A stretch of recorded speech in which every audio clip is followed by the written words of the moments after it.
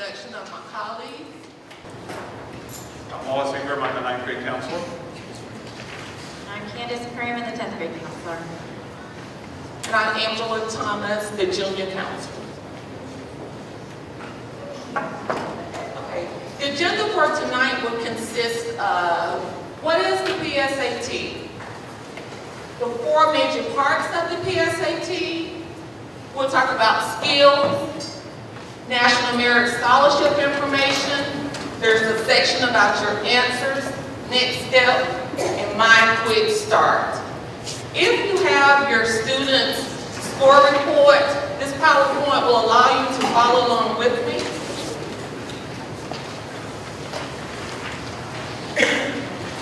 PSAT is actually a practice version of the SAT. I like to call it the baby SAT. For the 10th graders that took it this year, actually our 9th graders took it also, so it will be their first time taking the college entrance exam. Juniors, PSAT, it is very, very important time for them because that will be the only time that they will be eligible to qualify for the National Merit Scholarship. And we'll discuss that later throughout the PowerPoint.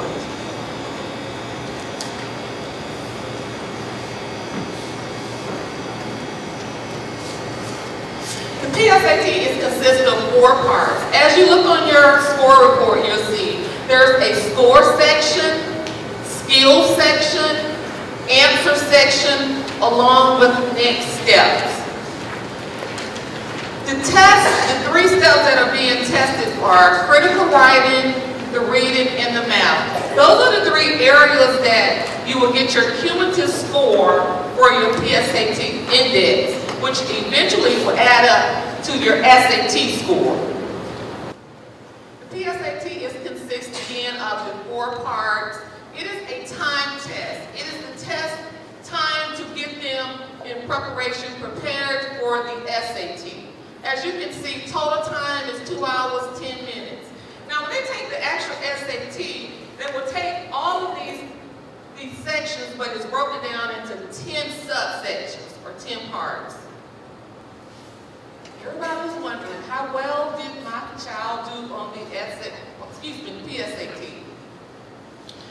So, the first section is critical reading.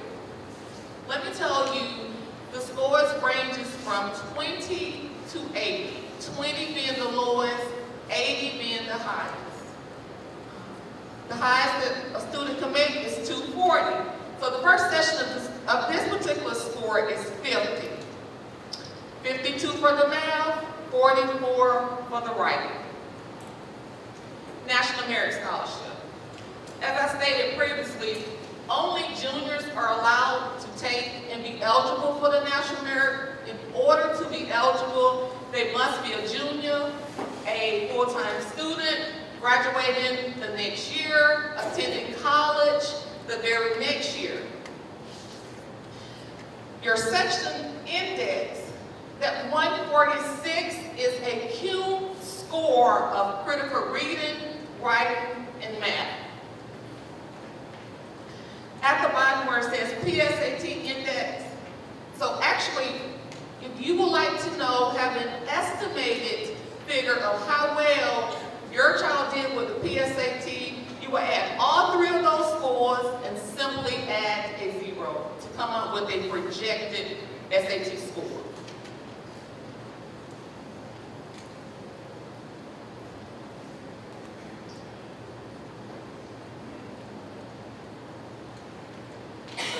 Your skills. In this area right here, it actually gives you a complete, detailed progress of how well the student scored in all of the areas, the skills that were tested. College Board Quick Start is a valuable resource. Remember that, highlight that, circle that. That is where you will go to log on with your access code so that your student can prepare and study for the SAT.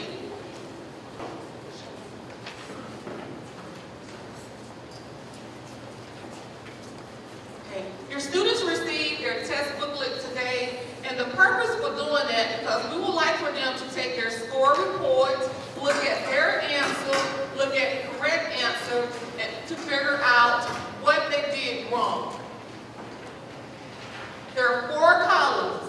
the first column is actually the number of questions for them to follow along in their test booklet. The second column is the correct answer. The third column is the answer that the student actually marked. Fourth column, it displays exactly how hard or simple that question was. If you see an E on the score report, that says that was an easy question. M, that means that was a medium question. H is hard. Had a parent ask me earlier, I see a lot of O's. That means your student or your child actually omitted that particular question.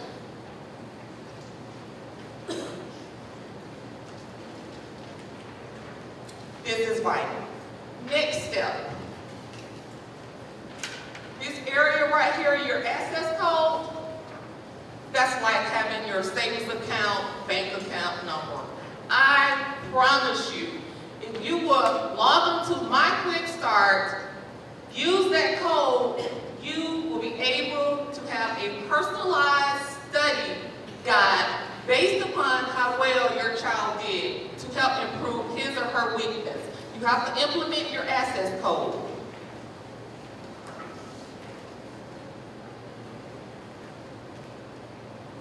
Your score report is simply just your SAT projected score.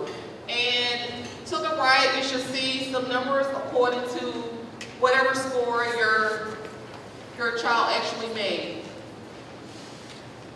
There's the state percentile that is based upon, for the juniors, the number of juniors that took it high, someone that scored over them. This is my favorite part, the study plan.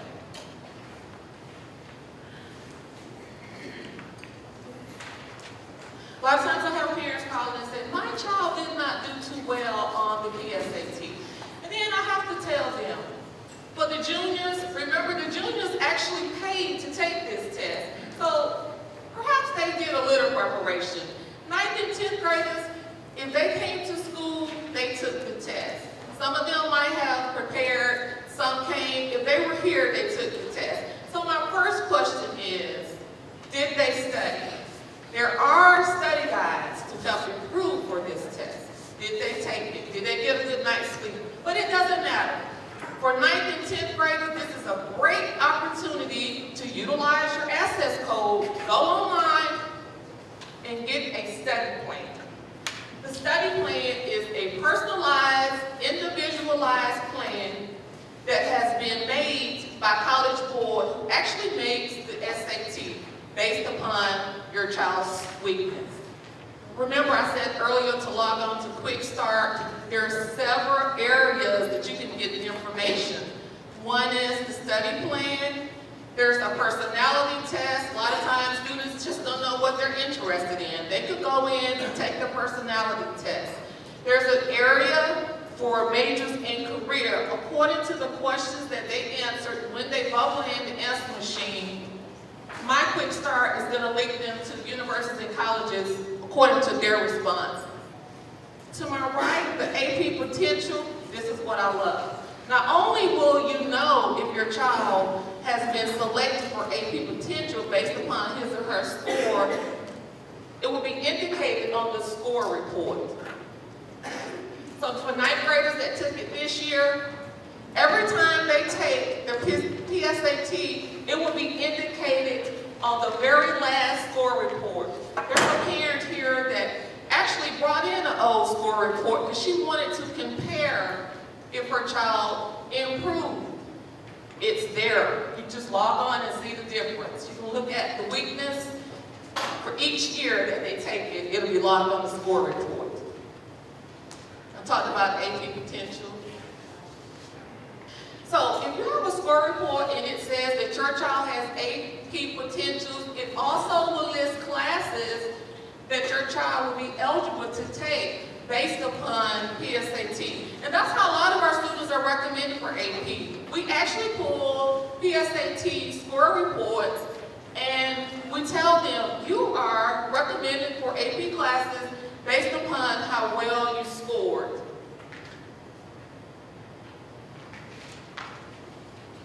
You can also choose a major to see which courses match.